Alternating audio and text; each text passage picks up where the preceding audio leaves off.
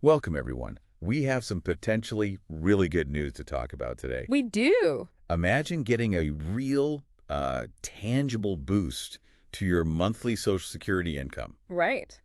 We're looking at a proposal that could seriously put more money in your pocket each month. Yeah, it's definitely something worth unpacking. We're going deep on this idea that's floating around, basically, setting a minimum Social Security benefit, but tying it directly to the federal poverty line. Okay. We've been looking into the details, what the sources are saying about it, and what it might actually mean for beneficiaries. For you. So our mission today really is simple.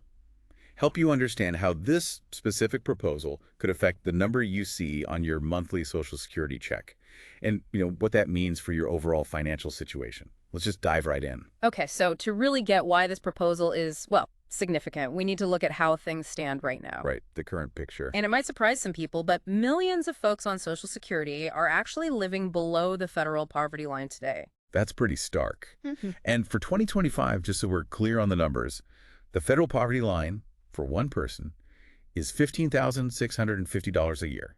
Mm-hmm. Break that down monthly, and it comes out to what, $1,304 a month? They're $1,304 a year. Think about trying to cover rent, food, utilities, Yeah. everything on that amount. It's tough. It really is. Now, compare that $1,304 to the current minimum Social Security benefit in 2025. Okay. It's just over $50 a month. Hey, $50. 50, yeah. That might cover, what, a couple bags of groceries, maybe part of a utility bill. It's obviously nowhere near enough to live on. Why? And interestingly, looking back, some sources suggest this very low minimum might have originally been seen more as like a supplementary income, not the main thing people relied on. But that's not the reality for many today. That really puts the gap into perspective. And, we hear the average retirement benefit is closer to $2,000 a month, which sounds better. Right, the average. But averages can be misleading. It's so important to remember that lots of people get much, much less than that. We're talking about people on SSDI, so disability insurance, survivor's benefits, Yep. spousal benefits. For a whole lot of beneficiaries, these lower payments mean they're constantly struggling just to make ends meet. Which brings us right back to this proposal, the minimum benefit idea. Okay. So one main version of this, the one getting a lot of attention, basically says, let's raise all Social Security benefits so that everyone gets at least the federal poverty line amount. So at least that $1,304 a month for 2025 we mentioned. Exactly. $13,304 minimum for everyone receiving benefits. Just think about that for a second. If you're getting, say, $800 now, or $500, or even that $50 minimum, Right. this could mean a huge jump in your monthly income. We're talking hundreds, maybe even over $1,000 more each month for some people.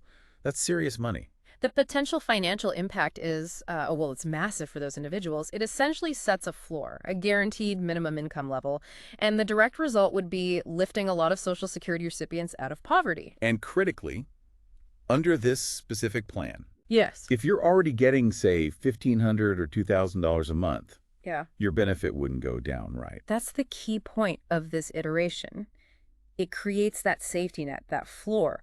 Without cutting benefits for those already above the poverty line, they would continue receiving their current higher amount. Okay, that's a really important distinction because there's another idea that sometimes gets mentioned, sort of a flattened benefit. Ah, yes, that one's come up. Can you quickly touch on that? Why is it maybe less likely? Sure. So that alternative idea is simpler on the surface. Just give everyone the same benefit amount equal to the federal poverty line. So everyone gets $13,304, period. Okay. But the immediate and very large problem there is, what about all the people currently getting more than $1,304? Uh-oh, right. Their benefits would have to be cut, potentially quite significantly, to bring them down to that flat level. Ouch. Yeah, you can see immediately why that would face, let's say, a lot of resistance. Exactly. People have planned their retirements, their finances, based on earning those higher benefits. Suddenly cutting them back would be, well, politically very difficult, to say the least. Probably a non-starter for many. Makes sense. So that's why the focus tends to be on the other version, the one that raises benefits up to a minimum floor. Without pulling anyone down. Precisely. It targets the poverty issue directly, potentially putting a lot more cash into the hands of those who need it most each month, while keeping things stable for those receiving higher benefits. So just to be crystal clear for everyone listening, The proposal that could mean a real positive difference in your monthly check is the one aiming to make sure every Social Security recipient gets at least $1,304 per month based on the 2025 numbers. That's the one. It establishes that concrete income floor, a much-needed boost, frankly, for those currently below that line. Yeah, that kind of baseline could offer some real financial stability and maybe peace of mind. Absolutely. Just knowing you have at least that amount coming in, it changes the equation for planning and just, well, daily living. Okay, but here comes the multi-trillion-dollar question, right? Yeesh, always. Funding. How would we actually pay for this increase? Where does the extra money come from to give everyone this higher minimum benefit? Right, that's obviously crucial. And the sources we looked at point towards an interesting potential avenue, doing a better job investing the money that's already in the Social Security Trust Fund. It's a trust fund. That holds a lot of money, doesn't it? It does. We're talking around $2.7 trillion in assets right now. 2.7 trillion. Okay. Oh. And the issue is how that money is being invested. Sort of, yeah. The sources suggest the returns on those investments have been relatively low. Like how low? Well, the figure mentioned for last year was around 2.4%. 2.4% on $2.7 trillion. Okay. So the argument being made is, what if we used more effective, maybe slightly different investment strategies? Could the trust fund generate significantly higher returns? What kind of potential are we talking about? Some projections thrown around in these discussions mention the possibility of, and this is a quote, hundreds of billions of dollars a year in additional income for the fund. Hundreds of billions annually. That's the potential upside being discussed. Just for context, right now, the fund is pretty much limited to investing in things like U.S. Treasury securities, which are very safe, but don't offer huge returns. Okay, so if they could get significantly better returns through smarter investment, that potentially huge chunk of extra money, the hundreds of billions, Yes. that could theoretically be used to pay for raising the minimum benefit to 13 turn or 4 for it. That's the core idea being floated. And potentially do it without needing, say, big tax increases or cutting benefits elsewhere. That sounds pretty appealing, like a financial win almost. That's the hopeful scenario presented, yes. Yeah. It offers a possible path to boost benefits for the most vulnerable, directly increasing their monthly income, funded through better management of existing assets rather than, painful cuts or hikes. It definitely sounds promising, at least conceptually. But Yeah. what's the reality check here? Where does this proposal actually stand right now? Is this something we could see happening soon, leading to bigger checks? Yeah, it's really important we're upfront about this. Okay. As of right now, today, there is no specific, concrete plan for Social Security reform that lawmakers have agreed on. None. So it's still in the discussion phase. Very much so. Our sources are clear. There are lots of different ideas, lots of proposals, including this minimum benefit one being talked about. But the future, honestly, is still uncertain. It's worth noting, too, there have been pushes to raise the minimum benefit before, and they've run into, various roadblocks in Congress. Okay. So let's temper the excitement slightly.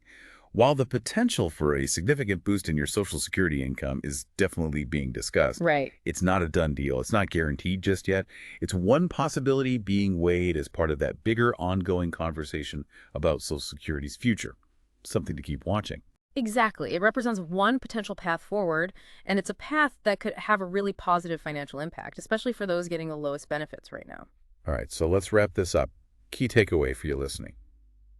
This proposal to lift the minimum Social Security benefit up to the federal poverty line, that $1,340 a month for 2025, could mean a very real, very substantial increase in your monthly income if you're currently below that level. We're not talking about cuts here. We're talking about the possibility of more money building a stronger financial floor.